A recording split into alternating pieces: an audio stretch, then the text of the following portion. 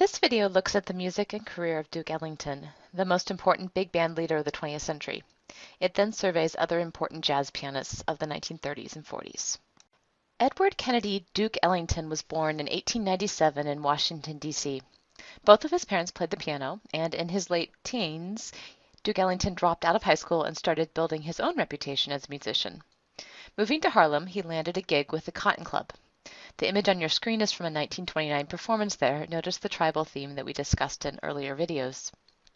The weekly broadcasts of his performances at the Cotton Club helped establish for Ellington a national reputation.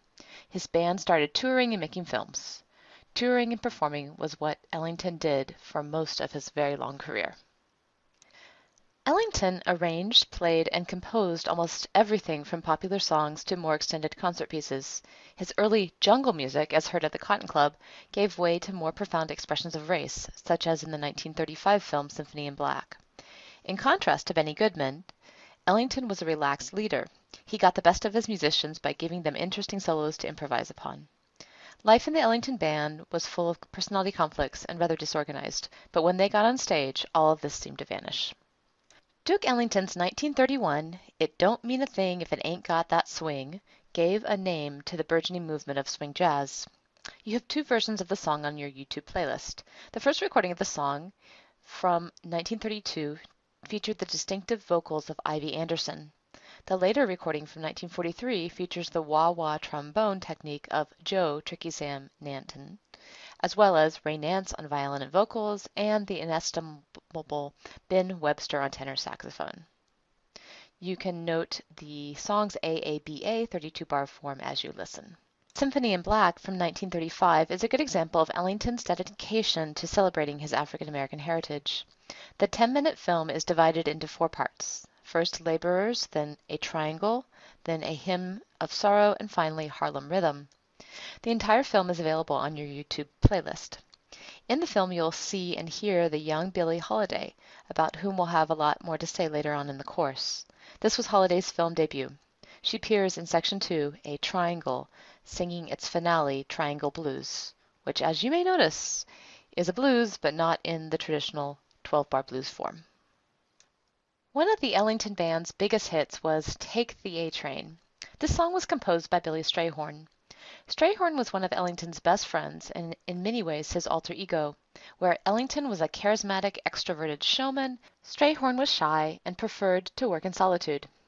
Together the two brought out hits such as A Train, Lotus Blossom, and many others. Many of these tunes used AABA form, and make sure to study this piece with your listening guide. This video has only scratched the surface of Duke Ellington's contributions to 20th century jazz. As alluded to earlier in this video, later on in life, Ellington wrote several compositions with jazzy styles but lacking improvisation and intended for the concert hall.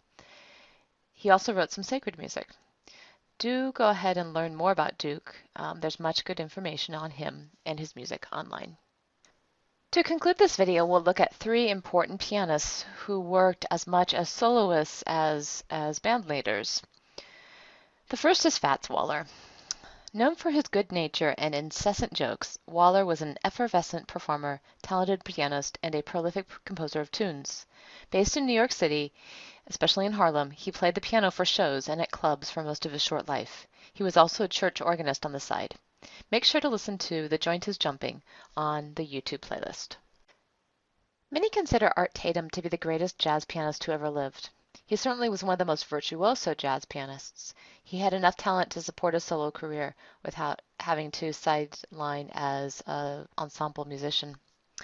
Tatum is particularly known for his solo improvisations on Broadway tunes, although he could also play the blues. His melodies are generally very ornamented, that is, they use a lot of notes to embellish the basic tune. The harmonies he used as accompaniment are generally very complex and colorful. Listen to his Tiger Rag on your YouTube playlist. The final jazz pianist we'll consider in this video is Mary Lou Williams. Williams was a virtuoso jazz pianist who became a mentor and confidant for many younger jazz musicians. Born in Atlanta, she grew up in Pittsburgh, where she taught herself to play the piano. She was already a professional musician as a teenager. Together with her first husband, she moved to Oklahoma to join Andy Kirk's band known as the Clouds of Joy. As the band moved to Kansas City, Williams took on more responsibility, becoming the chief composer and arranger for the group. The 1940s found her in New York City and embracing the new sounds of bebop and unfortunately also drugs. After spending several years in Europe, she gave up drugs, discovered Roman Catholicism, and from that point tirelessly committed herself to teaching and mentoring young musicians and helping them overcome their own drug addictions. An arrangement of her piano tune Roll Them for jazz band and piano can be heard on your YouTube playlist. You've already heard it as part of a listening guide. You've heard the solo piano version of it on the course website. With our discussion of these pianists, we end this recording.